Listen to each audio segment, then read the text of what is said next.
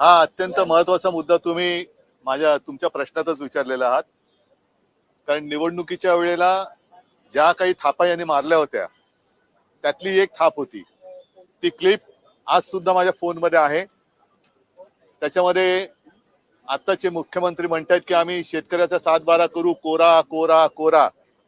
तर कोरा तर केलेला नाहीये, पण साधारणतः 5 वर्षांपूर्वी आम्ही कालबद्ध पद्धतीने शेतकऱ्यांची कर्जमुक्ती केली होती 2 लाखापर्यंत. आणि ही कालबद्ध पद्धतीने केल्यानंतर त्याच्यामध्ये पात्र अपात्र हे नियमांचं किंवा अटीतटींचं असं काही जंजाल ठेवलेलं नव्हतं. फक्त मला वाटतं 2 वेळेला शेतकरी त्या केंद्रावरती गेल्यानंतर शेतकऱ्याची सरसकट शेतकऱ्याची कर्जमुक्ती आम्ही केली होती. दुर्दैवाने त्याच्यानंतर कोरोना आला म्हणून नियमित कर्ज परतफेड करणाऱ्यांचे 50,000 रुपये प्रोत्साहनपर राशी होती, ती आम्ही द्यायला सुरुवात केली आणि आमचं सरकार पाडलं गेलं. एकूण जर का अर्थसंकल्प पाहिला तर 7-12 तर कोरा झालेला नाहीच आहे. लाडक्या बहिणींचं जे काय भरीव 2100 रुपये देणार होते त्याचा कुठे उल्लेख नाहीये. कॉन्ट्रॅक्टरसाठी मात्र ठोस योजना आहेत.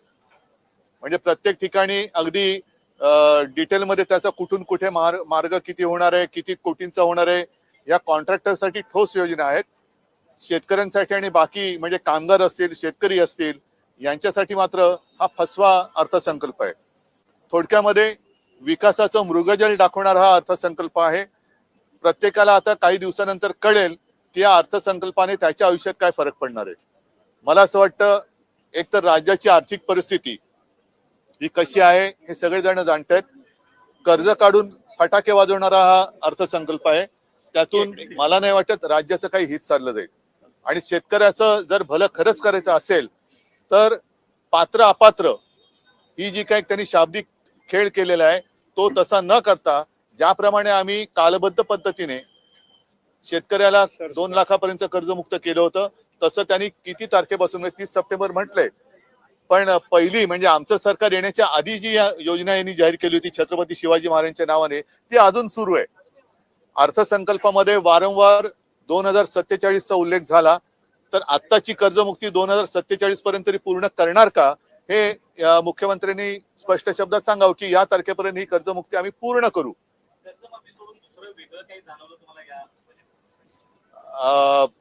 जरा थापांची लेवल वाढले, थापाचे उन्नत महामार्ग झालेले आहेत थापांचे. मी म्हणजे म्हटलं ना की विकासाचं मृगजळ 2047 कोणी बघितलेलं आहे. आता शेतकऱ्याच्या हातात काय पडणार आहे, आता जो मध्यम वर्गीय आहे त्याच्या हातात काय मिळणार आहे, जो नोकरी करणार आहे, नवीन जी तरुणी आता शिक्षण घेऊन नोकरीच्या शोधात जाणार आहेत त्यांना काय मिळणार आहे.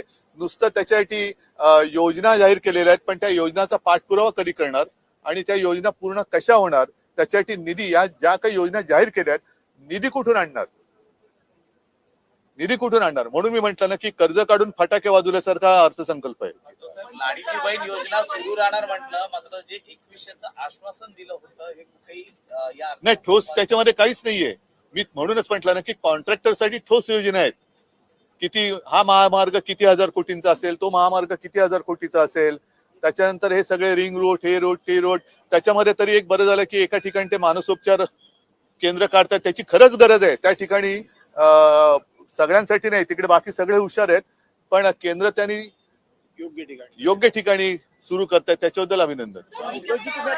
निधी कुठून आणणार आहे, त्यामुळे प्रश्न असा आहे ज्या प्रकारे योजना ज्या अगोदरच्या होत्या त्याच योजनेचा फायदा घेत आहे, त्यामुळे निधीची कमतरता असल्यामुळे एकंदरीत महाराष्ट्रावरती 9 लाखांहून अधिकचं कर्ज आहे. तो 10 लाख कोटीच्या वरती गेला असं वाटतंय.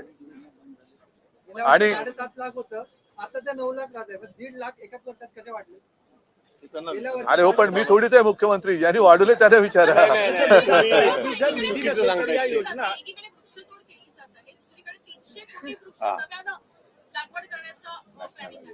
हा पण अत्यंत महत्वाचा विषय आहे की एक तर वृक्ष का तोडताय, त्याच्यानंतर 300 कोटी म्हणजे तिनावर किती पूज्य हे, आणि ह्या 300 कोटी वृक्षांना तरी जमीन कुठे आहे ते पहिलं दाखवा.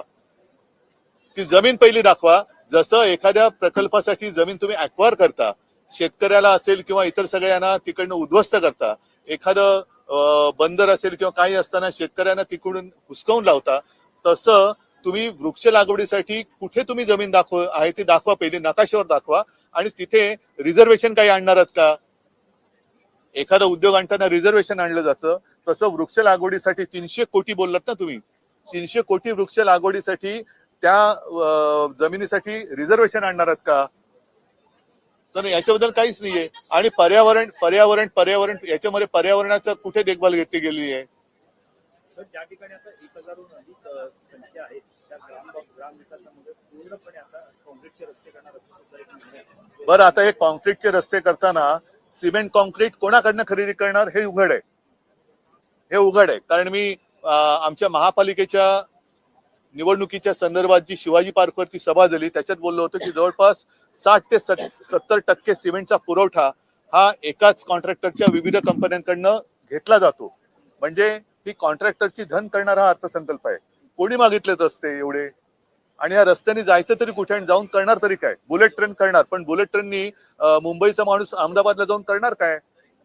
त्याच्यामुळे आता जी गरज आहे त्या गरजेसाठी या अर्थसंकल्पात काही हाती लागते असं मला काही दिसत नाहीये. तुमच्या मते हा अर्थसंकल्प सर्व पण याच योजनेचा लाभ अनेक लाडक्या भाऊंनी देखील घेतलेला आहे, त्यामुळे या सरकारची अनेक नाही बघा, आता हा थोडा विषय वेगळा आहे. आता आपण अर्थसंकल्पावरती बोलताना मला असं वाटतं कर्ज असताना का ही जी नवीन निधी घेतली जाणार आहे आणि वेगवेगळ्या नाही, हा निधी आणणार कुठून? म्हणून मी परत परत सांगतोय की कर्ज काढून दिवाळी साजरी करण्यासारखा हा अर्थसंकल्प आहे. शेवटी हे कर्ज हे 2047 साल दाखवूया तोपर्यंत यांचं सरकार टिकणार नाहीये, भाजपा टिकणार नाहीये. मग 2047 पर्यंत जे काही कर्जाचा डोंगर राज्यावरती लादणार आहेत ते कर्ज फेडणार कोण, कसं फेडणार? आणि आता कॉन्ट्रॅक्टरची धन करण्यासाठी जसं गेल्या अर्थसंकल्पामध्ये होतं तसंच या अर्थसंकल्पात सुद्धा नुसते रस्ते, महामार्ग महामार्ग महामार्ग. पण आता जे शिकले सवरलेले तरुण आहेत, तरुणी आहेत, त्यांना नोकरीसाठी काय तुम्ही उद्योग आणताय?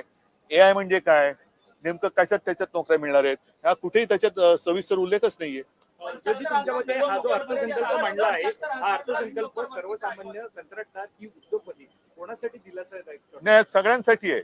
आणि कर्जमाफीचं सुद्धा मी शेतकऱ्यांना सांगेन की हे लबाडा घरचं आवतण आहे. अजूनही त्यांनी 2017 का काही साली जी केली होती छत्रपती शिवाजी महाराजांच्या नावाने कर्जमुक्ती, ती चालू आहे. ती योजना अजून चालू आहे. ती कधी पूर्ण करणार? आम्ही सुरू केली आणि कालबद्ध पद्धतीने पूर्ण पण केली.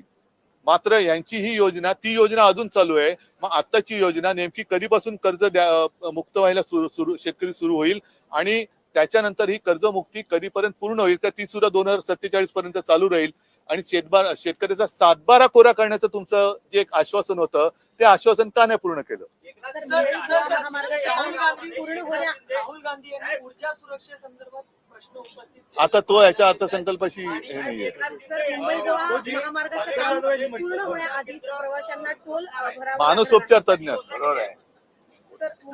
सर, मुंबई गोवा महामार्गाचं काम पूर्ण होण्याआधीच प्रवाशांना टोल भरावा लागणार आहे. हो, नाही, हे सगळं जे बघतोय हा सगळा कारभार संपूर्ण जनता डोळे उघडे ठेवून बघत आहे. आज सुद्धा मराठवाड्यामध्ये रोज सरासरी 3 शेतकरी आत्महत्या करतायत. अशी शेतकऱ्यांची परिस्थिती वाईट आहे. गेल्या 2-4 महिन्यापूर्वी पावसाळ्यामध्ये आपत्ती मागून आपत्ती मराठवाड्यावरती कोसळली होती, महाराष्ट्रावरती कोसळली होती. त्या आपत्तीसाठी जी रक्कम या सरकारने जाहीर केली होती ती रक्कम शेतकऱ्याच्या हातात किती मिळाली याचा पहिल्यांदा आम्हाला त्याची माहिती दिली पाहिजे. त्याचं पूर्ण सविस्तर अभ्यास करून जर का मुख्यमंत्र्यांनी माहिती दिली, त्यांनी ते सांगितलं तर ज्याची जमीन वाहून गेली त्याला 3 लाखापर्यंत मदत करणार. ते 3 लाख दिले गेले का? इतर शेतकऱ्यांना जे काही मदत त्यावेळेला त्यांनी जाहीर केली होती ती दिली का?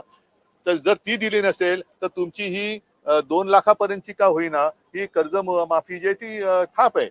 त्याच्यामुळे आपत्तीग्रस्त शेतकऱ्यांना जाहीर केलेली मदत किती पोहोचली हे सुद्धा त्यांनी जाहीर केलं पाहिजे. बाळासाहेब ठाकरे राजकीय स्मारक कधीपर्यंत सुरू होईल असं आश्वासन देण्यात आलेलं आहे आणि त्या संदर्भातला निधी देण्याचं नाही आश्वासन तुम्ही बघितलेलं आहे. आता ते काम त्या ट्रस्टचा अध्यक्ष मी आहे आणि ते काम पूर्ण होणार ते सांगतात. त्याच्यामुळे याच्यातनं तुम्हाला अर्थसंकल्पातला फसवेपणा कळेल. चला, सगळ्यांना धन्यवाद.